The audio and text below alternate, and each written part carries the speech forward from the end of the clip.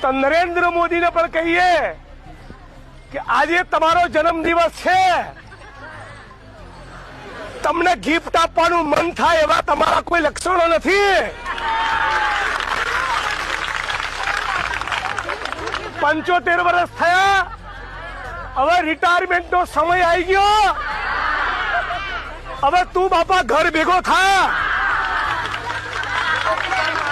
અને ગુજરાતની અને દેશની જનતાની પત્તર ઠોકવાનું બંધ કર। હમણાં આખા દેશમાં કાર્યક્રમ રખાયો છે, સાંભળો, આખા દેશમાં કાર્યક્રમ રખાયો છે। કેવો?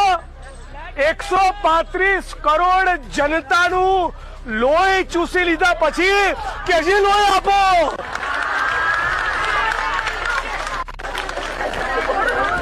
તો આપણી આંગણવાડીની બહેનો, આપણા સફાઈ કામદાર, આપણા જીએસએફ ના જવાનો, આપણા મલ્ટીપર્પઝ હેલ્થ વર્કર, આપણા હોમગાર્ડના જવાનો, આપણા એલઆરડી ના કર્મચારીઓ, પોલીસના કોન્સ્ટેબલો, પંચાયતના પટાવાળા અને આખા ગુજરાતની આ તમામ આશા વર્કર બહેનો આનું 25 વર્ષથી લોહી